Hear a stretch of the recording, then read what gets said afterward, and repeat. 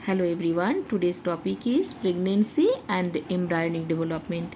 बहुत important topic and interesting topic है कि इम्प्लांटेशन तो हो चुका, जाइगोट भी डेवलप हो चुका, इसके बाद प्लासेंटा बन गया, प्लासेंटा का फंक्शन भी समझ गए।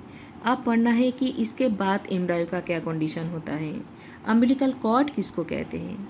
इस स्ट्रक्चर से देख सकते हैं कि ये प्लासेंटा फंक्शन पहले ही पढ़ चुके हैं कि पूरा मदर बॉडी से ये कनेक्ट करता है oxygen and after that embryo से निकलने वाला CO2 वेस्टेज मटेरियल, एंड उसके साथ साथ ये प्लासेंटा का और भी जो रोल है उसमें हम लोग पढ़े हैं कि ड्यूरिंग प्रेगनेंसी इम्पॉर्टेंट कुछ हार्मोन HCG HPL इस तरह का हार्मोन रिलीज़ करता है, एंड मैटरनल ब्लड में साथ साथ oestrogen, progesterone, cortisol, prolactin, thyroxine, ये सारे रिलीज़ होता है और इंक्रीज़ होता है जो ज़रूरी है एक प्रेग्नेंट लेडी का। अब देखो अम्बिलिकल कॉर्ड किसको कहते हैं। अम्बिलिकल कॉर्ड एक कनेक्शन है जो प्लासेंटा से एम्ब्रायो तक।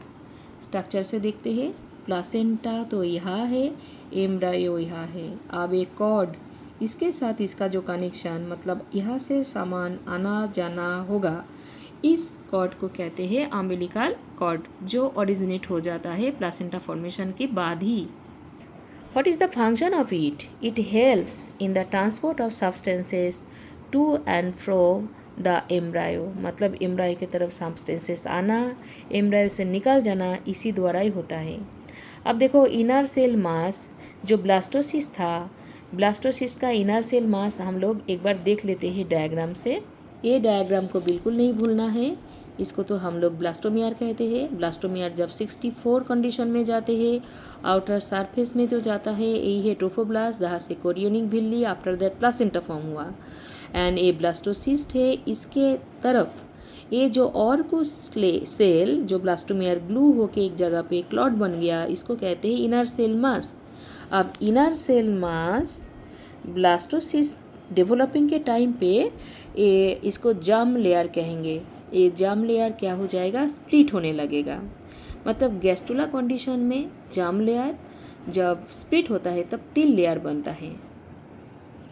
This 3 layer, outer layer called ectoderm, inner layer called endoderm and middle layer called mesoderm. तब हम लोगों का जो 3 लेयर बन रहा है इसको कहते हैं ट्रिप्लोब्लास्टिक एनिमल। याद रखना है ब्लास्टोसिस डेवलपमेंट टाइम पे गैस्ट्रोला जो कंडीशन है, गैस्ट्रोला अब हम नहीं बताए बट याद रखना है गैस्ट्रोला टर्म को, क्योंकि गैस्ट्रोला टर्म एनसीईआरटी में उतना नहीं है। तो गैस्ट्रोला स्टेज में ब्लास्टोसिस्ट जब डेवलप होता है 3 लेयर में, मतलब स्प्लिट हो जाता है, एक एक लेयर को बाहरी के तरफ से इनसाइड में बाहर का कहते हैं एक्टोडर्म, इनर को कहते हैं एंडोडर्म, बीच वाला को मेसोडर्म। ट्रिप्लोब्लास्टिक एनिमल में यही होता है। इनर सेल मास का कंडीशन क्या होता है, कंटिन्यू सर्टेन सेल इस जगह पे बढ़ने लगते हैं और भी ग्लू होते हैं, तब उसको स्टेम सेल कहते हैं। पहले ही हम बताए that have the potency to give rise to all the tissues and organ. मतलब स्टेम सेल से अनदर टिश्यू ऑर्गन डेवलप होने लगते हैं। देखो after 1 month of pregnancy embryo का हार्ट बन जाते हैं। ये सब याद रखना है। मेडिकल पढ़ने के टाइम पे ये बहुत काम आएगा, अभी भी काम आएगा। बहुत सारे कॉम्पिटिटिव एग्ज़ाम के लिए कौन सा मंथ में क्या अराइज होता है ये जानना है। Bye the end of 2nd month pregnancy time पे फीटस डेवलप होता है। फीटस का लिम्स एंड डिजिट्स मतलब हाथ पैर एंड डिजिट मतलब उंगली सब बनना स्टार्ट हो जाता है। Bye the end of 3rd month most of the organ system form हो जाता है।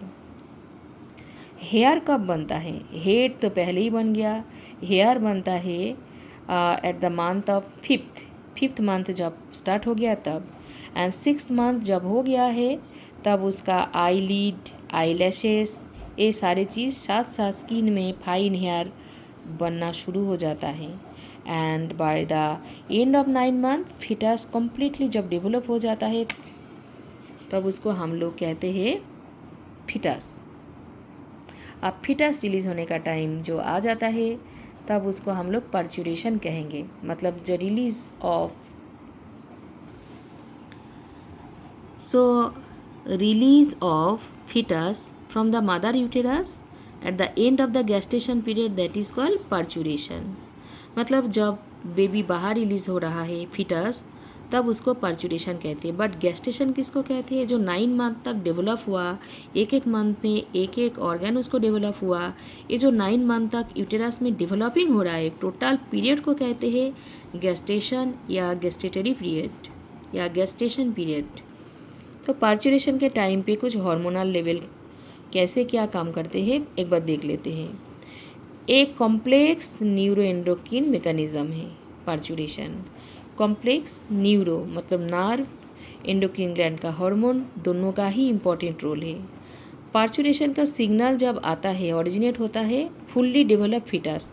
जब फुल्ली डेवलप हो जाता है फिटस, उसी टाइम पे सिग्नल कहाँ से कहा जाता है कि वो सिग्नल आता है and the placenta which induce mild uterine contraction. Foetus develop हो गया एंड प्लासेंटा में स्मूथ मसल जो होता है चारों तरफ है, उस जगह पे एक माइल्ड यूटेराइन कॉन्ट्रैक्शन स्टार्ट हो जाता है, हल्का फुल्का contraction, that is called mild contraction and it is called fetal ejection reflex. और ये फीटल इजेक्शन रिफ्लेक्स एक टर्मिनोलॉजी है, इम्पॉर्टेंट क्वेश्चन आता है। एंड उसके बाद क्या होता है, जब फीटल इजेक्शन रिफ्लेक्स स्टार्ट हो जाता है तो ये ट्रिगर करते हैं, रिलीज़ करते हैं ऑक्सीटोसिन हार्मोन।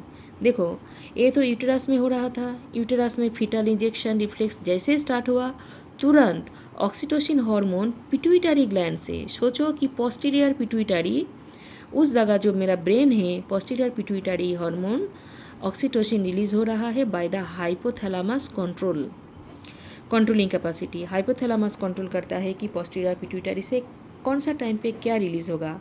तो oxytocin it is called birth hormone also. ये रिलीज तभी होता है जब फीटल इजेक्शन रिफ्लेक्स स्टार्ट होता है। ऑक्सीटोसिन इंड्यूस करता है स्ट्रॉन्गर यूटेराइन मसल कॉन्ट्रैक्शन। जितना ऑक्सीटोसिन रिलीज होगा हमारे पिट्यूटरी ग्लैंड से, उतना ही धीरे धीरे stronger to strongest uterine muscle contraction होगा, जिसको हम लोग लेबर पेन कहते हैं। एंड साथ साथ क्या होगा, जो लीड करता है expulsion of the baby from the uterus through the birth canal.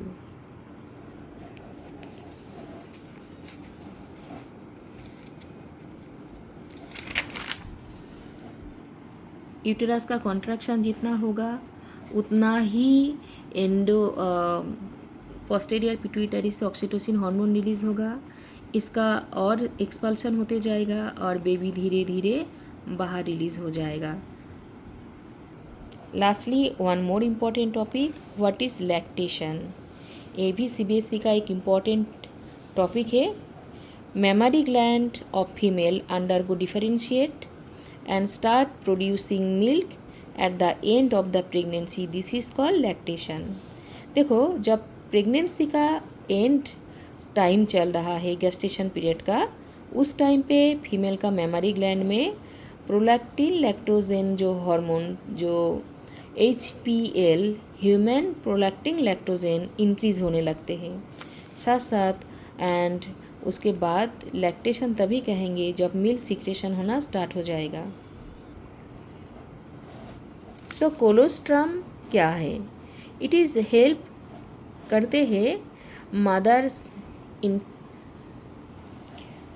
Colostrum actually वो मिल्क है जो मेमरी ग्लैंड से आफ्टर द पर्चुरेशन जो मेमरी ग्लैंड से रिलीज़ हो रहा है, फ्यू डेज तक, 2 से 3 दिन या 5-6 दिन तक, जो गाढ़ा कलर का मिल्क लिटिल पेल कलर या येलो कलर, उसको हम लोग कोलोस्ट्रम कहते हैं। एक्चुअली कोलोस्ट्रम में सेवरल एंटीबॉडीज़ रहता है, न्यूट्रिशन रहता है, जो कि एक डेवलप न्यूबॉर्न बेबी के लिए बहुत ज़रूरी है।